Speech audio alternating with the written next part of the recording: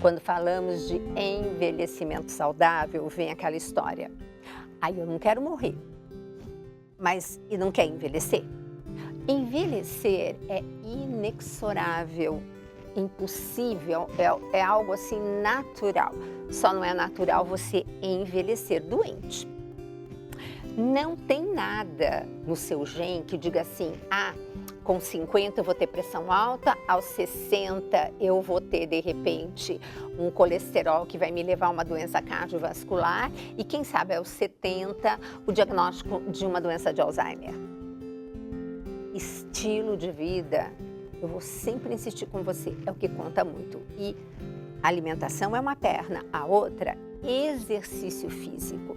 Gente, Deus foi tão bom que colocou no nosso músculo, quando você faz uma contração muscular, um monte de anjos da guarda, que quando são produzidos, caem na corrente sanguínea, eles visitam seu corpo inteirinho fazendo alguma coisa boa, de graça. E você aí sentado no sofá, sentada no sofá. Gente, levanta. Cada vez que você fica de pé, você aumenta o seu metabolismo em 30%. Mas hoje o nosso convidado é o querido Dr. Gustavo Alves, que vai falar um pouco mais sobre esse envelhecimento saudável.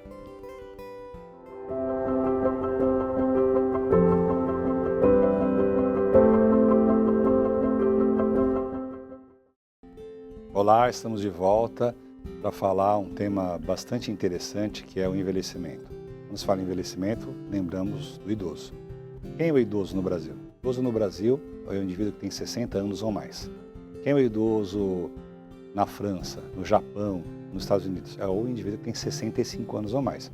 Essa diferença de 5 anos, esse gapzinho, é por uma questão de qualidade de vida, acesso a equipamentos de saúde, educação, a qualidade de vida. Sabe que foi feita uma pesquisa em Londres, há aproximadamente 10 anos atrás, já 10, quase 12 anos atrás, onde se perguntou para os idosos de Londres quais eram as 3 coisas mais importantes para eles que moravam em Londres. Ô idoso de Londres, qual é a coisa mais importante para você em Londres?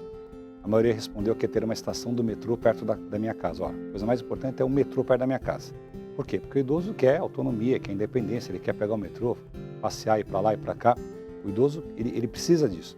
Qual é o segundo voto? Ter uma cafeteria perto da minha casa. Uma cafeteria seria, aqui no Brasil, seria a lanchonete, a padaria, para ir lá tomar um café, divertir, falar com os amigos, confraternizar. E a terceira coisa mais importante, ter um parque perto da casa dele. Então isso mostra, e aí só um detalhe, né? Um ano depois foi feita essa mesma pesquisa, quer dizer, não essa mesma, mas uma pesquisa semelhante no Brasil, tentando identificar afinidades, problemas, enfim, em relação ao idoso, à pessoa idosa, e apurou-se que no Brasil a grande preocupação do idoso é 89% de ter um acesso digno à saúde. Então, enquanto o idoso de Londres quer metrô, cafeteria e parque, o nosso quer ter acesso à saúde. Então, o que é o envelhecimento saudável? O envelhecimento saudável ele conta com fatores como, por exemplo, acesso ou a educação. Educação é um elemento fundamental. Quantos anos, em média, um idoso estudou no Brasil? Em média, 4 anos. Nem deixei você pensar para responder. Quantos anos, em média, um idoso estudou a vida inteira na Finlândia, na Suécia, na Noruega, na Holanda, nos países nórdicos? Ou, puxando aqui para o Japão, na França, no Canadá, quase 16 anos. 14, 16 anos. Então, veja como a educação ela pode trazer mudanças importantíssimas na qualidade de vida dessas pessoas. Uma outra questão também muito importante é a alimentação saudável. E a gente está aqui, junto com a doutora Gisela, quando se fala em evitar refrigerante, em evitar frituras, em evitar alimentos ultraprocessados, e às vezes pode quebrar uma regra, comer uma pizza congelada, mas cuidado com essa coisa da pizza congelada, do nugget, do refrigerante. Isso traz muito mal à saúde. O envelhecimento saudável ele conta com outro fator muito importante, que é o não isolamento. O último censo do IBGE apontou que no Brasil hoje são quase 4,5 milhões de idosos que vivem sós. Quando o idoso passa a viver só, ele passa a ficar embotado, ele passa a se sentir isolado, ele passa a não ter com quem conversar, ele não troca ideias, ele não se diverte. E esse isolamento social, que a gente ouviu falar tanto durante a pandemia, para o envelhecimento, ele é cruel. Então, o idoso faz parte do envelhecimento saudável o convívio.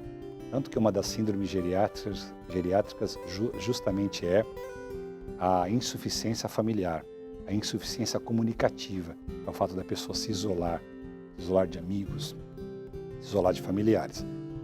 Envelhecimento saudável, educação, questão do relacionamento, cuidado com o fumo. É incrível como as pessoas fumam ainda, e a gente aqui não quer fazer julgamento de ninguém, mas é incrível o cigarro, os danos que o cigarro traz, o etilismo também, o consumo exagerado de bebidas alcoólicas, que é muito ruim, é quando a pessoa ela torna isso um hábito, isso é uma doença, o alcoolismo, o indivíduo se torna alcoólatra e aí muitos danos.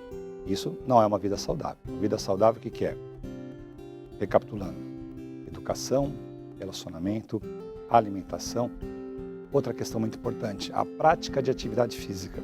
Praticar atividades físicas, pelo menos uma caminhada, seja 20 minutos por dia, ir ao parque, conversar com os amigos, andar. Não estou dizendo que o idoso precisa ir para a academia, levantar peso, ficar na esteira 2 horas correndo, não é isso. Mas que ele saia próximo da casa dele, ele consiga movimentar os músculos. E aí tem uma coisa muito também grave no envelhecimento, que é a sarcopenia, que é a perda da massa muscular. Isso faz muito mal para o idoso. Então, movimentar músculo, fazer hemodinâmica, movimentar a corrente circulatória, tudo isso são elementos fundamentais. Então veja como coisas fáceis, coisas simples, não é nada de ele precisa ser rico. Não, ele tem que ter, como diria Roberto Carlos, ter 1 milhão de amigos, não precisa, mas ter alguns amigos, conviver com os familiares, cuidado, alimentação saudável, praticar atividade física, ter um bom nível educacional. Hoje em dia você consegue acesso a universidades que têm promoções para idosos, fala-se aí na Universidade da Terceira Idade, para o idoso, ou até cursos livres, cursos de barista, curso de artesanato, música. Por que não eu posso aprender a tocar um instrumento depois de 70 anos, 60 anos? Tudo isso é muito importante. O envelhecimento saudável conta com fatores que não necessariamente exigem que a pessoa tenha muito dinheiro. Acesso à educação, acesso à saúde, alimentação saudável, relacionamento familiar e com os amigos, praticar atividade física, esse é o segredo. Um grande abraço, voltamos no próximo programa. Muito obrigado. Bom, vocês sabem que o Dr. Roque Savioli, ele é do Departamento de Cardiogeriatria do Instituto do Coração. Portanto, nós temos pacientes centenários, gente. Uma gracinha, moram sozinhos, vêm de metrô no consultório, não usam bengala, fazem feira.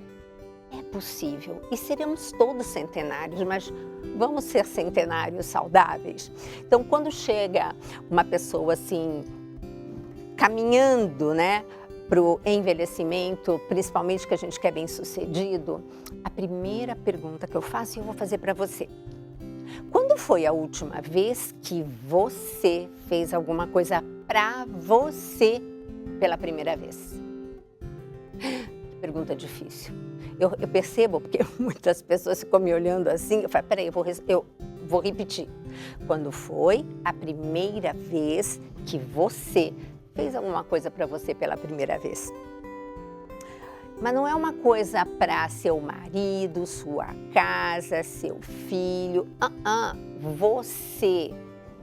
Você, eu, Gisela, a minha querida diretora Priscila, o meu querido César aqui que está na câmera. Gente, quando foi? Tem que ser uma coisa para a gente. Pensa com carinho nisso. E uma das coisas que eu conversei com um paciente, que eu lembro bem dele, ele chegou, tinha uns 80 e poucos anos, um senhor de plenas condições financeiras, mas sabe quando você repara que a pessoa está meio largada? Aquela camisa que está assim, velhinha, e não precisava estar, porque ele teria condições suficientes para comprar um armário inteiro de camisas. Aí eu virei para ele e fiz essa pergunta e fiz uma outra também que eu vou fazer para você. Tem algum sonho que você não realizou? Pois é, eu fiz essa pergunta para ele. Ele olhou para mim e disse, tocar violino.